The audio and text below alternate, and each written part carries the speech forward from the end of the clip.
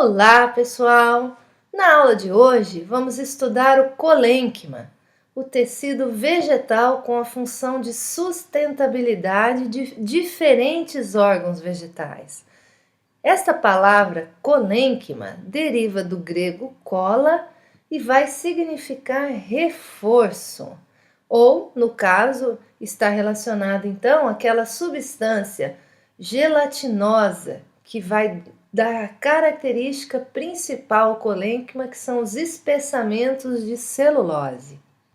Desse modo, podemos definir o colênquima como um tecido vivo com paredes celulósicas espessas, conforme vemos aqui nesta imagem. Vejam os espessamentos de celulose, e esse tecido constitui um dos sistemas principais de suporte das estruturas vegetais, principalmente naqueles órgãos de crescimento.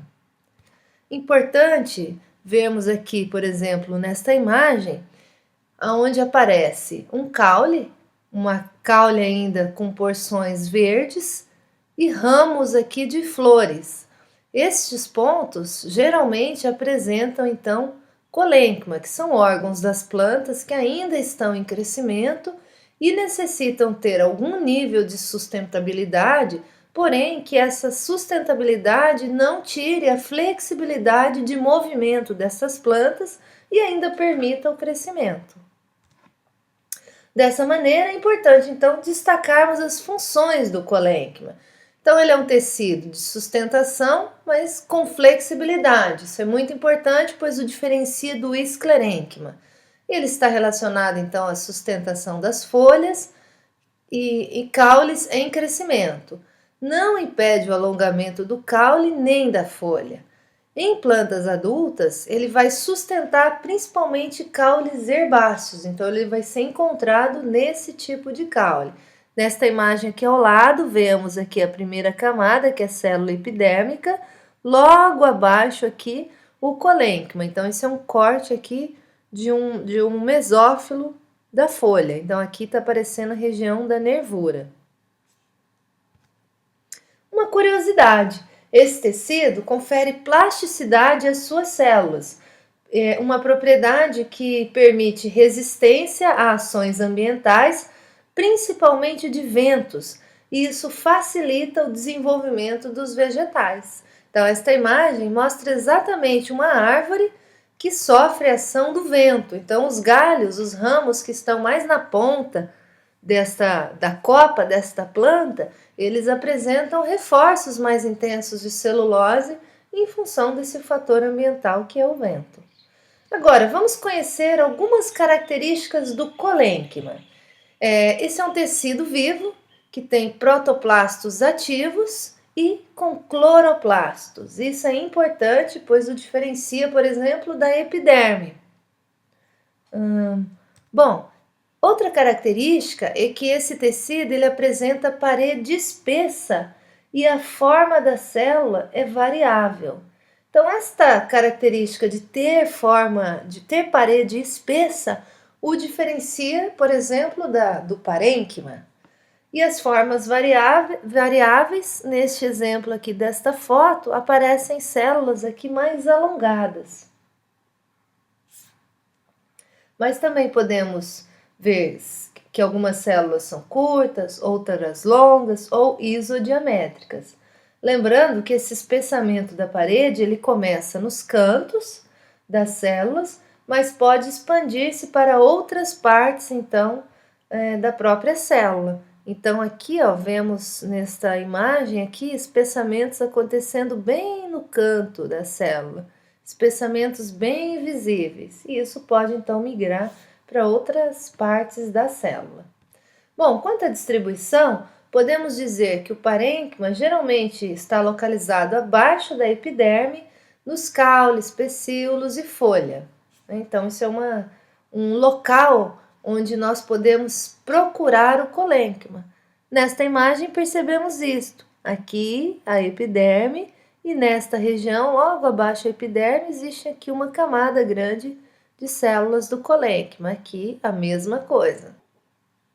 Bom, também considerando a distribuição, o colênquima ele vai margear as nervuras das folhas, principalmente nas eudicotiledôneas. Então, aqui um desenho esquemático, epiderme, logo abaixo, então, colênquima, margeando as nervuras das folhas. Aqui, nesta outra imagem, a célula epidérmica, logo abaixo, vemos as células do colênquima. O que chama atenção é exatamente os reforços de celulose localizados nos ângulos dessas células. Bom, também vamos conhecer alguns tipos de colênquima que podem ser encontrados nas plantas. O primeiro deles é aqui o colênquima angular. Esse colênquima ele é arredondado, ele é o tipo mais comum e aqui a parede é depositada principalmente nos ângulos das células. Então este é um colênquima fácil de reconhecer. O outro tipo é o colênquima, então, lamelar. Então, ele já é também chamado de laminar e as paredes celulósicas são tangenciais. Então, aqui você percebe, então, a camada de células epidérmicas. Logo abaixo aqui começam a aparecer as células do colênquima e as paredes, então, são tangenciais, as paredes com reforços de celulose.